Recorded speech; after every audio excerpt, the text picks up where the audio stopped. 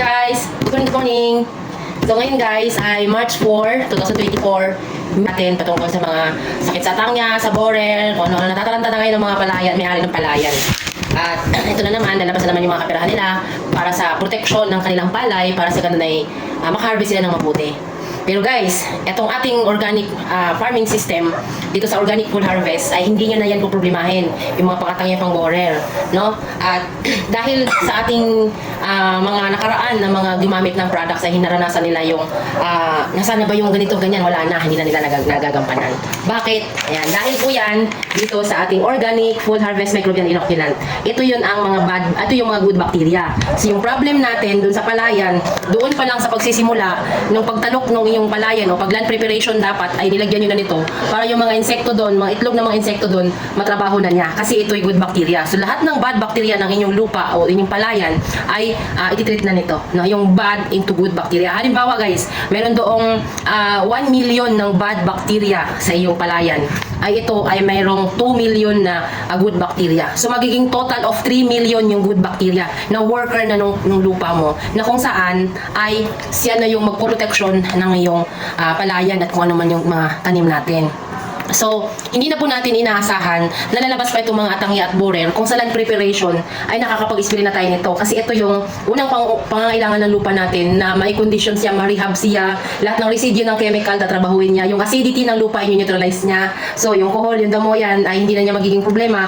At ngayon, sa stage ngayon ng mga palay, ay siya pa rin yung siya pa rin yung gumawa siya pa rin yung dahilan kung kaya hindi na natin pinoproblema ang mga borer at saka tangya sa ganitong edad ng palay ng hubuting stage ang palay natin, no? So ito guys, ay tatandaan natin para makalimutan na natin ang mga synthetic fertilizer at saka mga chemicals ay dapat mag-organic full harvest microbial inoculant na tayo, no? So ayan guys, maliban dyan, meron tayong organic full harvest root and leaf fertilizer. Siya naman yung pinaka-maintenance ng ating palayan magmula nung itinanim, no? So hindi mo na kailanganin pa ng kahit na anong matataka ko ng i-spray mo dahil ito lang ay sapat na, no?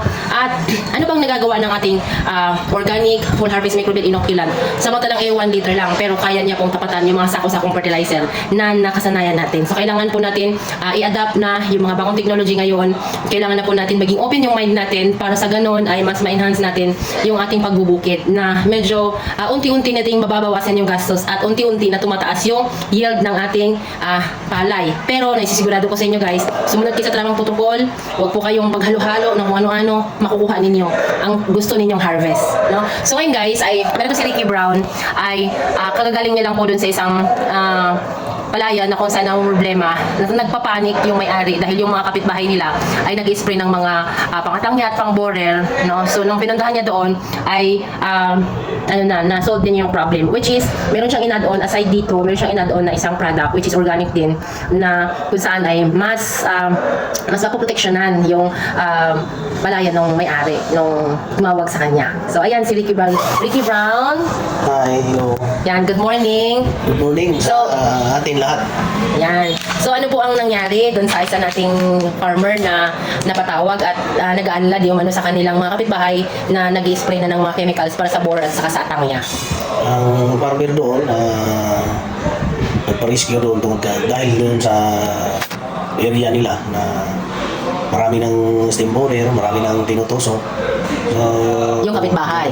So, isolve niya doon yung sa atin. So, instead sa 4, ngayon siya mag-spray ng rotan leaf. So, nag-advance siya nung 2. Nag-advance siya nung pizza 2. Okay, so instead na sa March 4 pa siya, yes, in-advance niya yun. In-advance niya kasi nag-initiative yung farmer kasi nakikita niya na marami ng borer, no? So, marami ng borer doon, tapos may nagbubunot na doon na nalalanta na, so maging umban yun pagka lalabas na yung palay.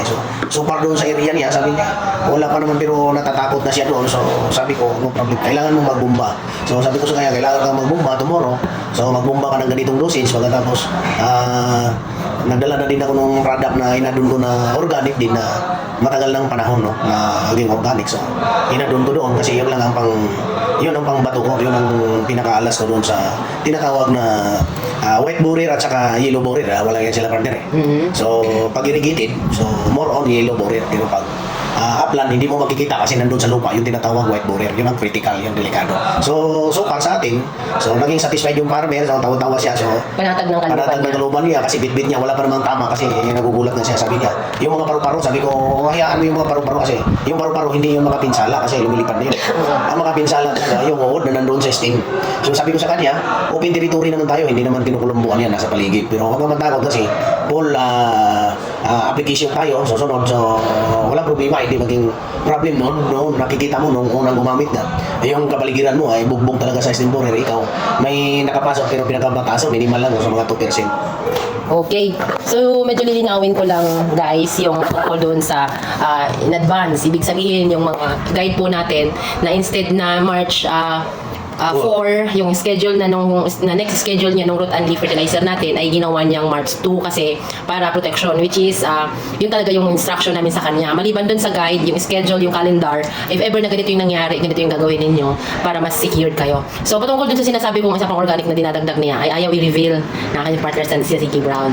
So, guys, antabayanan po ninyo ang mga pangyayari dito sa Bayan ng Infanta patungkol po sa ating promotion ng organic farming system na makapagpa-harvest tayo ng zero chemicals, na walang spraying chemicals pero may synthetic. Next cropping ay ang next natin na challenge is hindi na tayo gagamit ng synthetic dahil meron tayong organic material from Engine PC, no? Pero sa ngayon, marami na tayong mga gumagamit ng Engine PC na organic material sa land preparation, then hanggang sa kasalukuyan ay hindi talaga nalagyan ng mga synthetic fertilizer. So yung demo namin na yon, yung trial namin na yon ay napakaganda, kung kaya by next cropping yun naman ang promotion natin.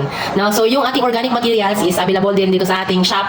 PM niyo lang kami or PM niyo lang ako patungkol dun sa organic na ina-advance natin na protection ay secret ni Ricky Brown yan. Exclusive yan sa mga masugid na taga-subaybay niya. At yung ating mga suki na mga organic. Yung patuloy na bumibili na kailang cropping na kayo, sige kayo ng check out, ay nagpapasalamat naman po kami doon. No? Sana makapunta kami sa lugar ninyo para may promote natin ang organic farming system. So that's it for now, guys. Follow for more.